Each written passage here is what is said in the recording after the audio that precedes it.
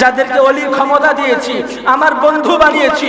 বরফির আব্দুল কাদের জিলানীর কথা স্মরণ করো, খাজা মাইনুদ্দিন চিশতির কথা স্মরণ করো।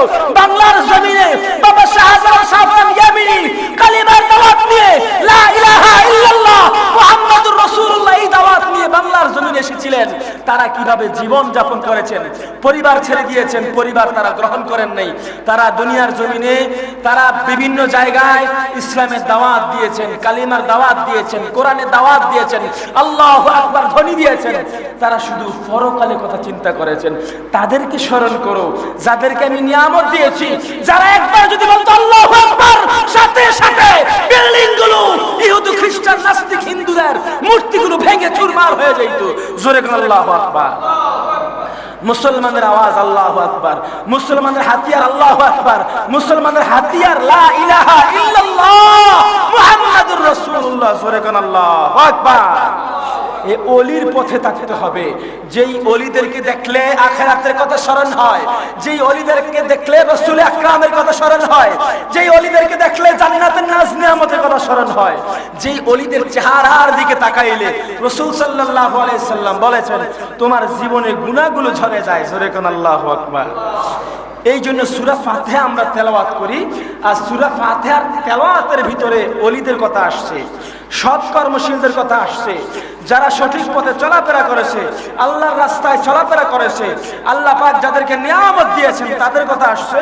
আল্লাহ পাক এভাবে বলেছেন তাদের পথ অবলম্বন করো, আমি আল্লাহর কাছে চাও তাদের পথ অবলম্বন করো, তাদের পথে চলাফেরা করো, সঠিক রাস্তায় চলাফেরা করো, কিন্তু তাদের পথে নয় যাদেরকে গজব দিয়েছি, তাদের পথে নয়। যেমন নমরুদকে গজব দিয়েছি, সাদ্দাতকে গজব দিয়েছি। যে সাদ্দাত আমি আল্লাহর নাজ নেয়ামত চাই নাই, জান্নাত চাই নাই, সাদ্দাত দুনিয়াতেই সে জানতো সে যে জান্নাতে যাবে না, এই জন্য একটা বেহেশত তৈরি করছে, তার নির্মাণে একটা বেহেশত তৈরি করছে। কিন্তু সে যখন বেহেশতে প্রবেশ করবে সেখানে অশ্লীল অশ্লীল মডেল মহিলাদেরকে রাখছে তার শখ পূরণের জন্য, জান্নাতের নাজ নিয়ামত ভোগ করার জন্য। আল্লাহ সমকক্ষ হয়েছে। জোরে কর নাউজুবিল্লাহ, জোরে কর নাউজুবিল্লাহ। কত বড় নাস্তিক, চিন্তা ভাবনা কত খারাপ। দুনিয়ার জমিনে বেহেশত সাজাইছে, এই বেহেশতের মধ্যে যখন প্রবেশ করবে তার হায়াত থাকা সত্ত্বেও আল্লাহ পাক ওয়ার্ডার করেছে আজরাইল, হে আজরাইল এক্ষুনি যাও, এক সেকেন্ড নয়, সাদ্দাতকে এই মুহূর্তে জান কবজ করো, সেজন্য তার বানানো জান্নাতও প্রবেশ করতে না পারে। জোরে কোন আল্লাহু আকবার। আল্লাহ পাক এটাই বলেছেন। ফেরাউনের কথা চিন্তা করো, ফেরাউনের কথা স্মরণ করো। পৃথিবীর রাজত্ব টিকিয়ে রাখার জন্য পৃথিবীতে কত শক্তি অবলম্বন করেছে। ফেরাউন ক্ষমতায় থাকার জন্য অনেক চেষ্টা করেছে, কিন্তু অবশেষে তাকে কি পরিমাণ গজব দিয়েছি, কি পরিমাণ গজব দিয়ে ফেরাউনকে নীল নদীতে পানির তলে তাকে ডুবাইয়া মারছিলাম। ফেরাউনের কথা স্মরণ করো, এবং কি ফেরাউন, নমরুদ, সাদ্দাত এভাবে আরো যারা যারা আছে আল্লাহর গজব পেয়েছে তাদের কথা স্মরণ করো। তাদের পথে নয়, একমাত্র ওলিয়ে কামেলদের পথে, মুকাম্মেলদের পথে, যারা দুনিয়ার জমিনে থাকা অবস্থায় শুধুমাত্র আখিরাতের কথা চিন্তা করে কালিমার গোলামি করে গেছে, আল্লাহর গোলামি করে গেছে, রাসূলের ইত্তেবা করে গেছে, মানুষের ধারে ধারে, মানুষের কাছে কাছে আল্লাহু আকবারে ধ্বনি দিয়েছে। বাংলার জমিনে যে সমস্ত মুসলমানরা তখন মুসলমান ছিল কিন্তু হিন্দুদের সংখ্যা বেশি ছিল, দেশ স্বাধীনের পূর্বে হিন্দুদের ক্ষমতা বেশি ছিল, হিন্দুদের রাজত্ব বেশি ছিল, হিন্দুদের যেভাবে পরনে ধুতি পড়তো মুসলমানরাও পরনে ধুতি পড়তো। ও হিন্দুদের দেখায়, হিন্দু যদি থাকতো 10টা, মুসলমান ছিল 1জন।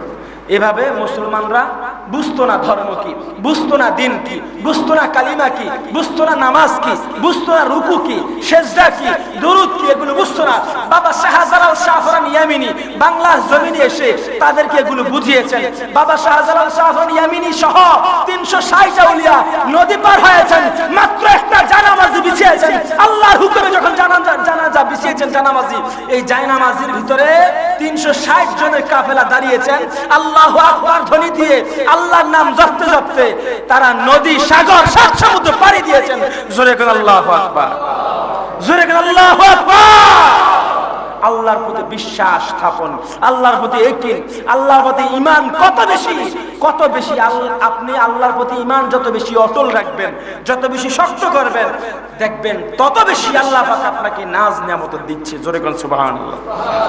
বিশ্বাস রাখতে হবে আল্লাহ পাক দিতে পারে, বিশ্বাস রাখতে হবে আল্লাহ পাক আপনাকে দিতেছে, নাজ নিয়ামত গুরু রব দিচ্ছে আপনাকে। বিশ্বাস করতে হবে রাসূল সাল্লাল্লাহু আলাইহি সাল্লাম আপনার সাথে আপনার ঘরে, ঘুমের ঘরে দেখা দিতে পারে। এটা বিশ্বাস রেখে যখন আপনি দুরূদ শরীফ পাঠ করবেন, রাসূলকে সন্তুষ্টি করার জন্য যখন সালাতু সালাম পাঠ করবেন, দেখবেন মৃত্যুর পূর্বে একদিন না একদিন রাসূল আকরাম নূরে মুজাসসাম নূরানি চেহারা নিয়ে বাংলাদেশের জমিন আলোকিত করে আপনার ঘরের মধ্যে নূর ঝলমল করে। রাসূল সাল্লাল্লাহু আলাইহি সাল্লাম আপনাকে ডেকে বলতেছে, তুমি আসো আমার সামনে, তুমি সালাতু সালাম দাও, আমি তোমার সালাতু সালামের জবাব শুনে আমি আমার কলিজাকে শীতল করে। জোরে কোন সুবহানাল্লাহ। এভাবেই দুরূদ শরীফ পাঠ করতে হবে যে রাসূল আপনাকে দেখা দিতে পারে, এটা বিশ্বাস থেকে। এটা যদি বিশ্বাস রাখেন, দেখবেন সত্যি সত্যি রাসূল সাল্লাল্লাহু আলাইহি সাল্লাম আপনার ঘরে আসছে। ওলিয়া বাংলার জমিনে আসছে, আসার পরে মানুষদেরকে কালিমার দাওয়াত দিয়েছে, মানুষদেরকে আদব শিক্ষা দিয়েছে, ইসলাম শিক্ষা দিয়েছে, কোরআন শিক্ষা দিয়েছে। ওলিয়ারা অবশেষে নিজের দেশও ফিরে যান নাই, বাংলার জমিনে তারা শায়িত হয়ে গেছেন। বাংলার আনাচে কানাচে, বাংলার জমিনের পূর্ণভূমিতে একজন নয়, দুইজন নয়, শতাধিক নয়, 360 জন কামেল ওলিয়া বাংলার জমিনে ঘুমায়। জোরে বলেন আল্লাহু আকবার। এই ওলিয়াদেরকে সম্মান করা, তাদের মাজার শরীফ জিয়ারত করা, তাদের কাছে যাওয়ার পরে আল্লাহ পাক রব্বুল আলামিন তাদেরকে এমন কিছু ক্ষমতা দিয়েছেন, তারা আল্লাহু আকবার বলে যায় নামাজি বিছাইলে নদী পার হওয়া যায়, সমুদ্র পার হওয়া যায়। তাদের সঙ্গে যারা থেকেছে তারাও ওলি হয়েছে, ওলির সঙ্গে থাকলে ওলি হওয়া যায়। কথা বলেন ঠিক কিনা? আপনি যদি আতরওয়ালার সঙ্গে থাকেন, দেখবেন আপনার গায়েও আতরের সুঘ্রাণ আসে। আপনি যদি সুইপারের সাথে থাকেন, দেখবেন আপনার সঙ্গেও ময়লার গন্ধ আসতেছে। কথা বলেন ঠিক কিনা? যদি সুইপারের সাথে আপনার বন্ধুত্ব হয়, সম্পর্ক হয়, উঠেন, বসেন, দাঁড়ান, চা খান, দেখবেন আপনার সঙ্গেও সেই ময়লা দুর্গন্ধ আপনার সঙ্গ বলতেছে। এই জন্য রাসূল সাল্লাল্লাহু আলাইহি সাল্লাম বলেছেন, ওলিদের সঙ্গে তোমরা ভালো সম্পর্ক রাখো, তোমরা ভালো সম্পর্ক রাখো। কারণ ওলিদের দরবারে যখন যাইবা, মাজার শরীফে যখন যাইবা, জিয়ারত করবা, জিয়ারত করার পরে ওই মাজার ব্যক্তির উসিলা দিয়ে আল্লাহর কাছে তুমি চাইবা। মাজার ব্যক্তির উসিলা দিয়ে কার কাছে চাইবা?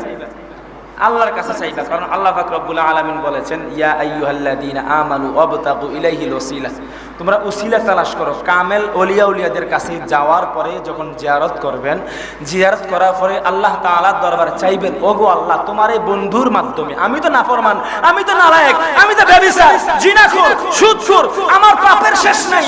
এই কামেল ওলির মাধ্যমে আল্লাহ তুমি আমার আরজি কবুল করো। আল্লাহ পাক রব্বুল আলামিন ওই আল্লাহর বন্ধুর মাধ্যমে আপনার আরজিগুলো, ইরাদাগুলো কবুল করেছেন। জোরে বলেন আল্লাহু আকবার। ওলির কাছে কিছু নাই, সবকিছু আছে আল্লাহর কাছে। কার কাছে আছে? আল্লাহর কাছে আছে। ওলির কাছে কিছু নাই, সবকিছু আছে আল্লাহর কাছে। কিন্তু ওলি চাইতে পারে, ওলি চাইতে পারে, আপনি চাইতে পারেন না, আপনি চান না। আপনার সুদের সাথে সম্পর্ক, জেনার সাথে সম্পর্ক, আপনার খারাপ সম্পর্ক, সমস্ত খারাপের সাথে আপনি মিশে আছেন, শয়তানের সাথে মিশে আছেন। এই জন্য আপনার জবানে যা কিছু চান কবুল হচ্ছে না।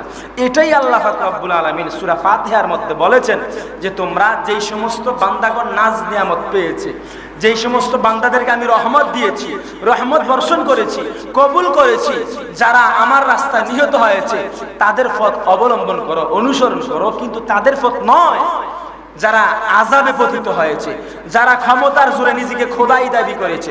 বিশ্বের মধ্যে এই পর্যন্ত যারা ক্ষমতার জোরে নিজেকে খোদা দাবি করেছে, সকল ব্যক্তিগণ গজবের মধ্যে পতিত হয়েছে, সকলেই গজবে পড়েছে। কারণ ক্ষমতা চিরকাল থাকে না। আপনি আমি আজকে না কালকে যে কোনো মুহূর্তে মরে যাব, মরে যেতে হবে। আমাদের দাদা, বাবা, চাচা, জ্যাঠা যেমনভাবে মরে গেছে, আমাদেরকেও মরতে হবে। এমনভাবে ওলিদের সাথে, পীর সাহেবদের সাথে, অথবা আপনার যাকে ভালো মনে হয়, ইমানদার মনে হয়, যে ব্যক্তি ইমানদার, যে ব্যক্তি নিজে সৎকর্মশীল এবং মানুষদেরকে আহ্বান করে, মানুষদেরকে সত্যের পথে আহ্বান করে, ইল্লাল্লাযীনা আমানু ওয়া আমিলুস সলিহাতি ওয়া তাওয়াসাউ বিল হাক্কি ওয়া তাওয়াসাউ বিস সাবর, নিজেও সত্যের পথে থাকে, ঈমানের পথে থাকে, অপরদেরকে আহ্বান করে তোমরা সঠিক পথে আসো, নামাজের পথে আসো, কোরআনের পথে আসো, দ্বীনের রাস্তায় আসো, অপরদেরকে আহ্বান করে নিজে সবুর ধরে মানুষদেরকে সবুর ধরার জন্য মানুষদেরকে আহ্বান করে তোমরা ধৈর্যশীল হও। কেননা ইন্নাল্লাহা মা'আস সাবিরিন, নিশ্চয়ই যারা ধৈর্যশীলদের সঙ্গে স্বয়ং আল্লাহ পাক রব্বুল আলামিন নিজে থাকেন। জোরে কোন আল্লাহু আকবার। বাবাজিরা আমার, আমাদের বিশ্বাস রাখতে হবে পরকালের কথা, আমাদের বিশ্বাস রাখতে হবে আখিরাতের কথা। ক্ষমতার জোরে আপনি এখন যা কিছু করবেন, ক্ষমতার জোরে আপনি যা কিছু করবেন, এগুলোর প্রতিশোধ আপনাকে হাসরের ময়দানে দিতে হবে। যদি মানুষের ক্ষতি করেন, সমাজের ক্ষতি করেন, আপনি যার ক্ষতি করবেন, আপনি যদি অপরের জন্য গর্ত করেন, এই গর্তে দেখবেন একদিন আপনি নিজেই পড়ে গেছেন। কথা বলেন ঠিক কিনা? অপরের জন্য যে খাদা করে, ওই খাদার মধ্যে দেখবেন আপনিই পড়ে গেছেন। এই জন্য ইয়া নাফসি, শুধু নিজে বাঁচার জন্য এবং নিজের পরিবারকে বাঁচানোর জন্য, নিজের পরিবারবর্গ, ছেলে মেয়ে তাদেরকে নিয়ে বেঁচে থাকার জন্য, আল্লাহর রহমতে সুন্দরভাবে সুষ্ঠুভাবে যেন বাঁচতে পারেন এবং শয়তানের ধোঁকা থেকে বাঁচার জন্য। কেননা আল্লাহ পাক রব্বুল আলামিন বলেছেন ইন্নাহু লাকুম আদুউম মুবিন, নিশ্চয়ই শয়তান তোমাদের প্রকাশ্য শত্রু। তারা চাইবে না তুমি আল্লাহর ইবাদত করো, তারা চাইবে না তোমরা রাসূলের দরবারে যাও, যেটা রাসূল সাল্লাল্লাহু আলাইহি সাল্লাম নিজে বলেছেন মান যারা কবরি ওয়াজাবাত লাহু শাফাআতি, আমার ইন্তিকালের পরে যখন আমি আমার রওজা মুবারক শরীফে থাকবো, কোন ব্যক্তি যদি আমার সঙ্গে জিয়ারতে আসে, আমার রওজা শরীফ জিয়ারত করার জন্য আসে, সেই ব্যক্তি সরাসরি আমি বেঁচে থাকা অবস্থায় আমার সঙ্গে মোলাকাত করে গেল। জোরে কোন আল্লাহু আকবার। আপনি রসুলের সঙ্গে সরাসরি মোলাকাত করা যে সওয়াব, এবং কি আপনি রসুলের রওজা মুবারক শরীফ জিয়ারত করলেন, সব একই সওয়াব হইল ওয়াজাবাত লাহু শাফাআতি, আপনার জন্য শাফায়াত করে জাহান্নাম থেকে আপনাকে জান্নাতে নেওয়ার জন্য রাসূল বলেন আমার উপর ওয়াজিব হয়ে গেছে। জোরে কোন আল্লাহু আকবার। এখন রসুলের পথ মত হক্কানি উলিয়া হক্কানি পীর মাশায়েখ, তাদের বিরুদ্ধে কখনো যাওয়া যাবে না। তাদের বিরুদ্ধে যারা গেছে তারা সকলে ধ্বংস হয়ে গেছে। কারণ হক্কানি উলিয়া তারা কখনো দুনিয়ার স্বার্থে কোনো দিন কথা বলেন নাই। কথা বলেন ঠিক কিনা? হক্কানি উলিয়া দুনিয়ার স্বার্থে কখনো কথা বলেন না, তারা আখিরাতের কথা চিন্তা করেছেন, মানুষকে মুক্তির জন্য, আধার থেকে কোরআনের পথে আনার জন্য। এই কোরআন মসজিদে পড়ে আছে, আপনি তেলাওয়াত করেন না। এই কোরআন ঘরে পড়ে আছে, আপনি তেলাওয়াত করেন না। আপনি কোরআন থেকে দূরে সরে গেছেন, কোরআন থেকে অনেক দূরে। যখন জিজ্ঞাসা করা হয়, অনেকে জবাব দেয় হুজুর ছোট থাকতে মক্তবে পড়েছি, এখন তো ভুলে গেছি, এখন তেলাওয়াত করতে পারি না। এই কোরআন আপনাকে অভিশাপ দিচ্ছে। আপনি কেন তেলাওয়াত করেন না? কোরআন তেলাওয়াত কেন করেন না? কোরআন আপনাকে অভিশাপ দেয়। আপনি কি লজ্জা লাগে না? আপনি মুসলমান হয়ে দাবি করেন, আপনি মুসলমান দাবি করেন নিজে, কিন্তু কোরআন পড়তে পারেন না। কোরআন আপনাকে অভিশাপ দেয়। কোরআনের সাথে সম্পর্ক রাখুন, কোরআনকে ভালোবাসুন, কোরআনকে স্পর্শ করেন, কোরআনকে চোখে লাগান, মুখে লাগান, কোরআনকে মাথায় লাগান, কোরআনকে বুকে ধারণ করেন। কোরআনের উপর একটা গিলাফ পরান। আপনাদের ঘরে টিভি আছে, টিভির মধ্যে ডিশ লাগায় রাখেন, প্রতি মাসে আপনি ডিশের বিল দিতে পারেন, কিন্তু মসজিদে বেতন দিতে পারেন না। এমন সৌভাগ্যবান ব্যক্তি আছে না? কথা বুঝেন নাই মনে হয়। ডিশের বিল দিয়ে দেয় মাসে মাসে, মসজিদে বেতন দেয় না 6 মাসে একবার। আসেনি এরকম? দেওয়াতলি মনে হয় নাই। কথা বুঝেন নাই? টিভির উপরে পর্দা লাগায়, টিভির উপরে পর্দা লাগায়, সুন্দর কভার লাগায়, এই কভার লাগায় টিভিটা নষ্ট হয়ে যাবে, ময়লা পড়বে, এবং কি কভারটা মাসে একবার বউরেকে ধোক, কভারটা বউরে একবার কয়, মাসে একবার তুমি ধোও এটা, যাতে ময়লা না দেখা যায়। মেহমান আসলে কি বলবে?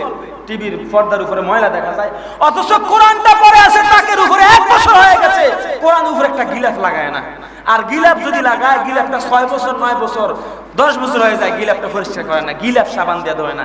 আজকে ঘরে গেলে কোরআনের গিলাফ গুলো দেখবেন। আজকে ঘরে যাওয়ার পরে যাদের ঘরে কোরআন আছে, 1 নাম্বার দেখবেন কোরআনের উপরে গিলাফ আছে কিনা, 2 নাম্বার দেখবেন গিলাফটা পরিষ্কার কিনা। তখনই বুঝবেন আপনার ঈমান কোথায়। সিআই কে দিয়ে রাখছেন। কথা বুঝেন নাই? সিআর গু, ইন্দুরের ময়লা, এরপরে আপনার তেলাপোকার বিষটা, এরকম বিভিন্ন প্রকারের মাকড়সার ময়লা, বিভিন্ন প্রকারের ময়লা আবর্জনা আপনার কোরআনের উপরে পড়ে আছে, আপনার গিলাফের উপরে পড়ে আছে। এগুলো খেয়াল কেন করেন না? এই জন্য আমাদের উপরে আযাব গজব বেশি আসে, অভিশাপ বেশি আসে। কোরআনের সাথে সম্পর্ক রাখেন। কোরআনের উপরে ধুলাবালি দেখলে এই ধুলাবালিগুলো আপনি হাতে নিয়ে চোখে মুখে লাগান, দেখুন আপনার চোখের জ্যোতি বেড়ে যাচ্ছে। জোরে গেলে আল্লাহু আকবার। বেশি বেশি কোরআন দেখবেন, কোরআন স্পর্শ করবেন, চেষ্টা করবেন, তেলাওয়াত শিখার চেষ্টা করবেন। যারা তেলাওয়াত পারে তাদের কাছ থেকে তেলাওয়াত শুনবেন, অথবা মোবাইলের মধ্যে গান না বাজাইয়া, অশ্লীল গান ভিডিও না দেখা সূরা কাহাফ লাগাইয়া দিবেন, আর রহমান লাগাই দিবেন, ওয়াকিয়া বাজাইবেন, সূরা বাকারা বাজাইবেন, আয়াতুল কুরসি শুনবেন বেশি বেশি। আপনার ঘর থেকে সমস্ত আযাব গজব, সমস্ত জিন শয়তান, সমস্ত কুফরি নষ্ট, সমস্ত কিছু আপনার পরিবার থেকে দূর সরে যাবে। আল্লাহর রহমত সেখানে বর্ষণ হবে। আল্লাহু আকবার। যেখানে কোরআন তেলাওয়াত করা হয় সেখানে সরাসরি আল্লাহর রহমত বর্ষণ করা হয়। এই জন্য আমরা চেষ্টা করব কোরআন অনুযায়ী নিজে চলবো, সমাজকে চালাবো, রাষ্ট্র চালাবো, কোরআনের ছায়াতে থাকার চেষ্টা করব, কোরআন তেলাওয়াত করব এবং কি কোরআনের অর্থ বোঝার চেষ্টা করব। পরিবারদেরকে সূরা ফাতিহার অর্থ শিক্ষা দেব। নিজেও সূরা ফাতিহা পড়ব। আজকে 70 বছর, 80 বছর, 90 বছর হয়ে গেছে আমি নামাজ পড়ি। আপনি নামাজ পড়েন আজকে 90 বছর। এখনো যদি আপনাকে জিজ্ঞাসা করা হয় প্রতি নামাজের প্রথম রাকাতে, দ্বিতীয় রাকাতে, তৃতীয় রাকাতে, চতুর্থ রাকাতে বাধ্যতামূলক লাজিম আপনাকে সূরা ফাতিহা পাঠ করতে হয়, হয় কি না? সূরা ফাতিহা ছাড়া কোনো নামাজ হয় না, সূরা ফাতিহা ছাড়া কোনো রাকাত হয় না, কোনো নামাজের কোনো রাকাত সূরা ফাতিহা ব্যতীত হয় না। সূরা ফাতিহাতে এত কল্যাণ কেন? সূরা ফাতিহা যখন তেলাওয়াত করা হয় দেখবেন সূরা ফাতিহার অর্থগুলো আপনি বুঝেন কিনা। এটাতে কি বলা হয়েছে? আলহামদুলিল্লাহি রাব্বিল আলামিন, সমস্ত প্রশংসা গোটা জগতের মালিক যিনি, একমাত্র এক আল্লাহর জন্য। জোরে বলেন আল্লাহু আকবার। প্রশংসা আর কারোর জন্য হতে পারে না, সমস্ত প্রশংসার মালিক একজন, তিনি কে? এমন একজন আল্লাহ। আল্লাহ পাক রব্বুল আলামিন এমন ভাবে সূরা ফাতিহাকে সেট করেছেন, পুরো কোরআনের সারমর্ম সূরা ফাতিহাতে খুঁজে পাওয়া যায়। কেমন বলা হয়েছে?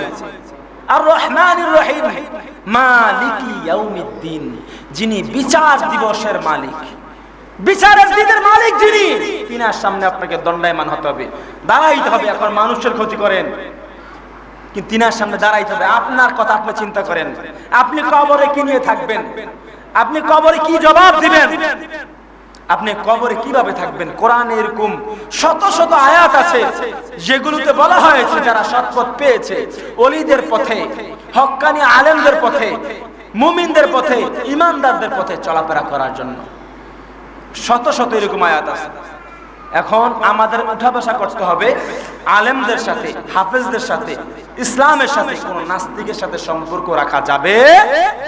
কথা বুঝেন নাই মনে হয়? কোন নাস্তিকের সঙ্গে সম্পর্ক রাখা যাবে না, কোন নাস্তিকের সাথে সম্পর্ক রাখা যাবে না। মুসলমান নামধারী অনেকে আছে, মুসলমান নামধারী অনেকে আছে, অনেকে আছে মুসলমান, কিন্তু সে নাস্তিক হয়ে গেছে, সে প্রকৃতপক্ষে নাস্তিক হয়ে গেছে। আল্লাহ পাক রব্বুল আলামিন এই সমস্ত নাস্তিকদের কাছ থেকে আমাদেরকে হেফাজতে রাখুক। জোরে কোন আমিন, আরো জোরে কোন আমিন। বাংলার জমিনের মধ্যে ওলিয়া উলিয়াদের উসিলায়, ওলিদের বরকতে, ওলিদের সোহবতে বাংলার জমিনে আল্লাহ পাক রব্বুল আলামিন যেন অসংখ্য শান্তি বিরাজ করে দেয়। ঘরে ঘরে মানুষ যেন সুখ শান্তি পায়, সকল মানুষ মিলেমিশে একসাথে মিলেমিশে যেন বসবাস করতে পারে, সকলে ইসলামের সুশীতল ছায়া করলে আল্লাহ পাক রব্বুল আলামিন সকলকে কবুল করুক। জোরে কোন আমিন। লক্ষ কোটি দুরুদ ও সালাম জানাই প্যারা নবী, নূর নবী, সাইয়্যিদুল মুরসালিন, রাহাতুল আশিকিন, গুনাহগার উম্মতের কান্ডারি নূর নবীজি নুরানি কদম মুবারক তলে আল্লাহ পাক রব্বুল আলামিন আমাদের দুরুদ ও সালামের হাদিয়াখানা সোনার মদিনায় সবুজ গম্বুজের নিচে মায়ার নবীজি নুরানি কদম মুবারক তলে যেন কবুল করেন। আওয়াজে পড়ি আমিন। প্যারা হাজরিন, এমন একটা উত্তম দিনে আমরা এসেছি মসজিদে জুমার নামাজ আদায় করার জন্য। এখনো অনেকে রাস্তাঘাটে, দোকানপাটে, পুকুর ঘাটে অথবা বাসাবাড়িতে, ঘরে বসে আছে, মসজিদে আসতেছে না। অথচ রাসূল সাল্লাল্লাহু আলাইহি সাল্লাম বলেছেন মসজিদের প্রথম যে কাতারটা হবে এই কাতারটা এমন একটা দামি কাতার, এমন একটা ফজিলতের কাতার, এমন একটা মর্যাদার কাতার, এমন একটা মর্তবার কাতার। এটা কত মর্তবা, কত মর্যাদা, কত ফজিলত যদি মুসল্লিরা জানতো, যদি বুঝতো, তাহলে সকলে প্রতিযোগিতা লাগতো সামনের কাতারে বসার জন্য। জোরে কোন সুবহানাল্লাহ। কেমন ফজিলত? রাসূল সাল্লাল্লাহু আলাইহি সাল্লাম বলেন সামনের কাতারটা ফেরেশতাদের কাতারের মতো, আরশে মুআল্লায় কবুল হয়। জোরে কোন সুবহানাল্লাহ। এই জন্য আমরা চেষ্টা করব মসজিদে প্রথম কাতারে বসার জন্য। প্রথম কাতারটা দামি কাতার, প্রথম কাতারটা ফেরেশতাদের কাতারের মতো। আর রাসূল সাল্লাল্লাহু আলাইহি ওয়াসাল্লাম বলেন, জুমার দিন মসজিদে যেই ব্যক্তি প্রথম প্রবেশ করবে, যিনি প্রথম মসজিদে প্রবেশ করবে, ওই ব্যক্তির জন্য একটি উট কুরবানি দেওয়ার সমপরিমাণ সওয়াব তার আমলনামায় রব্বুল ইজ্জত দিয়ে দেন। জোরে কোন আল্লাহু আকবার। যেই ব্যক্তি প্রথম আসে। এখন জুমার দিন দেখা যায় বিভিন্ন জায়গায়, বিভিন্ন এলাকায় মসজিদে জুমার দিন মুসল্লিরা এমন একটা সময় আসে যখন ইমাম সাহেব হয়তো রুকুতে নয়তোবা সালাত শুরু করে দিয়েছে, আল্লাহু আকবার বলে পেরেছে, অজুখানা থেকে একটা দৌড় দেয়, অজুটাও ঠিক মতো করে না, অজুও ঠিক মতো সম্পূর্ণ হয় না, অজুটাও সুন্দরভাবে করতে পারে না, কারণ হুজুর তো সূরা ফাতিহা পড়তেছে নামাজের মধ্যে। তারপর যখন শুনে হুজুরে নামাজে আছে, সূরা ফাতিহা পড়ে, উনি একটা দৌড় দিয়া জুতা একটা ভিতরে একটা বাহিরে, দৌড়ের সাথে একটা জুতা ভিতরে চলে আসছে আর একটা বাহিরে, হয়তো একটা উষ্টা খায় সামনে থাই গ্লাসের এখানে সামনে আইসা কোনো রকম নামাজের মধ্যে কোনো রকম সামিল হয়, হুজুর রুকু থেকে উঠার আগে কোনো রকম একটা ডুমা দেয়, মানে রাকাতটা ধরলো, রাকাতটা পাইলো আর কি, এটা বুঝাইলো। অথচ জুমার দিনের কত ফজিলত, কত মর্তবা, কত মর্যাদা, সামনে কাতারটা সরাসরি ফেরেশতাদের কাতারের নেই। যে ব্যক্তি প্রথম প্রবেশ করে জুমার দিন জুমার সালাত আদায়ের জন্য, তার জন্য একটি উট কুরবানি দেওয়ার সমপরিমাণ সওয়াব তার আমল নামায় আল্লাহ পাক দিয়ে দেন। জোরে বলেন আল্লাহু আকবার। তারপরে যেই ব্যক্তি আসবে তার জন্য একটি গরু, তারপরে যেই ব্যক্তি আসবে তার জন্য একটি ভেড়া, একটি বকরি, তারপরে যিনি আসবে তার জন্য একটি মুরগা, এরকম করতে করতে সর্বশেষ যখন ইমাম সাহেব যখন খুতবা দেওয়ার জন্য শুরু করে, তখন ফেরেশতারা লেখা বন্ধ করে দেয়। যখন ইমাম সাহেব খুতবা দেওয়ার জন্য খুতবাটা হাতে নেয়, খুতবা দিবে, তখন ফেরেশতারাও লেখা বন্ধ করে, ফেরেশতারাও খুতবা শ্রবণ করা শুরু করে, ফেরেশতারাও খুতবা শুনে। কারণ খুতবা শ্রবণ করা, মনোযোগ সহকারে খুতবা শোনা ওয়াজিব, মনোযোগ সহকারে খুতবা শোনা ওয়াজিব। এখন দেখা যায় যখন খুতবা পড়া হয়, অনেকে ঘুমায়, অনেকে ঢেলান দিয়ে ঘুমায়, অনেকে বসে বসে ঘুমায়, অনেকে চিন্তা ফিকির করে কিভাবে ব্যবসা বাণিজ্য উন্নতি করা যায়, কিভাবে বাচ্চাটারে বড় করা যায়, প্রতিষ্ঠানে লেখাপড়া করানো যায়, ছেলেটারে কিভাবে বিদেশে পাঠানো যায়, মেয়েটারে কিভাবে ভালো একটা ঘর দেখে বিয়ে দেওয়া যায়, অথবা বিয়ে দিছে ঘরে সুখ শান্তি নাই, এখন কি করা যায়, এগুলো বসে বসে মসজিদে আসলে এগুলো বসে বসে চিন্তা করে। অথচ মসজিদ আল্লাহর ঘর, পবিত্র, পবিত্রতা রক্ষা করুন। আপনি যত অবহেলা, যত রকমের চিন্তা ভাবনা, সকল কিছু মসজিদে বাহিরে রেখে আসুন। কারণ এটা বিনয়ের জায়গা, ভদ্রতার জায়গা, বিনয়ের জায়গা। এখানে আসছেন ইবাদতের জন্য, আমরা আসছি গুনাহ মাফের জন্য। 24 ঘন্টা আমাদের গুনাহ হতেই থাকে, আমাদের পিছনে শয়তান লেগে আছে, আমাদের গুনাহ বেশি হয়, আমল কম হয়। সওয়াবের কাজ যদি আমরা একবার করি, গুনার কাজ আমরা 10 বার করি। আমরা যদি গুনার কাজ 99 বার করি, সওয়াবের কাজ, নেকির কাজ হয়তো একবার করি, এমন হয়ে যায়। মসজিদে আসবো পবিত্রতা রক্ষা করার জন্য, মসজিদে আসবো গুনাহ মাফের জন্য, বসে বসে জিকির করব, বসে বসে দুরূদ পড়ব, বসে বসে তাসবিহ জপবো, বসে বসে আল্লাহ রাসূলের নাম জপবো, দুরূদ শরীফ পড়ব। ঘুম কেন আসবে? মসজিদ তো আরাম করার জায়গা না, মসজিদ তো ঘুমানোর জায়গা না। মসজিদে আসবো, মনে মনে ইস্তিগফার পাঠ করবো, ওগো আল্লাহ আমার জীবনের গুনাহগুলো আল্লাহ তুমি মাফ করে দাও। খানে কাবা দেখি নাই, বাইতুল্লাহ শরীফ দেখি নাই, তাওয়াফ করতে পারি নাই, খানে কাবা শরীফ তাওয়াফ করতে পারি নাই, তোমার ঘরে আসছি আল্লাহ, সেটা বাইতুল্লাহ শরীফ তোমার ঘর, এই মসজিদে তোমার ঘর, তোমার ঘরে এসে সারেন্ডার করতেছে আমি অপরাধী, আমি গুনাহগার। আল্লাহ আমার দিকে রহমতের নজরে তাকাও, আল্লাহ রহমতের চাদরে আমার গুনাহগুলো মুছে দাও। এভাবে রবের দরবারে চাইতে হবে, বলতে হবে, আল্লাহ আমি বিপদে আছি, ঋণগ্রস্ত আছি, অভাবে আছি, দুঃখে আছি, আমি অসুস্থতায় ভুগতেছি, আমার পরিবার অসুস্থ। আল্লাহর ঘরে আসছেন, এগুলো আল্লাহর কাছে ফরিয়াদ করতে হবে, বলতে হবে। আল্লাহ বলে, হে গোলাম, আমি এমন এক স্রষ্টা, আমার কাছে যদি লক্ষ লক্ষ বার, কোটি কোটি বার যদি আমার কাছে চাও, যত বেশি চাও আমার আনন্দ লাগে, কারণ গোলামটা তো আমার। জোরে করে আল্লাহু আকবার। তোমাকে তো আর কেউ সৃষ্টি করে নেই, তোমাকে সৃষ্টি করেছি স্বয়ং আমি আল্লাহ। এই জন্য আমার কাছে যত বেশি চাইবা আমার কখনো খারাপ লাগবে না, আমার কখনো খারাপ লাগবে না। যত বেশি চাইবা আমার কাছে তত বেশি ভালো লাগে, কারণ আমার কাছে না চাইলে আর কার কাছে চাইবা? আমি যদি না দেই তোমাকে এই সমস্ত নিয়ামতগুলো আর কে দিবে? এই জন্য আমার কাছে চাও। তোমার চিন্তা ফিকির কি, তোমার চাওয়া পাওয়া কি, এগুলো আমার ঘরে বসে বসে আমার ইবাদত করো, আমার রাসূলের কথা স্মরণ করো, ওলিয়া উলিয়াদের কথা স্মরণ করো। ইহদিনাস সিরাতাল মুস্তাকিম সিরাতাল্লাযীনা আন'আমতা আলাইহিম গায়রিল মাগদুবি আলাইহিম ওয়ালাদ-দাল্লিন। তুমি আমার ওলিদের কথা স্মরণ করো, যারা সঠিক পথে অবলম্বন করেছেন, সঠিক পথে চলাফেরা করেছেন, ইসলামের জন্য জীবন দিয়েছেন, মানুষকে কোরআনের দাওয়াত দিয়েছেন, কালিমার দাওয়াত দিয়েছেন, মুসলমান বানিয়েছেন, যারা নিজের জীবনে দুনিয়ার স্বার্থে কিছু চায় নাই, যারা শুধু আখিরাতের কথা চিন্তা করেছেন, পরকালে নাজাতের কথা চিন্তা করেছেন, রসুলকে কিভাবে স্বপ্নে দেখবে সেই চিন্তা বিমূঢ় হয়েছিল, তাদের কথা স্মরণ করো। যাদেরকে আমি নিয়ামত দিয়েছি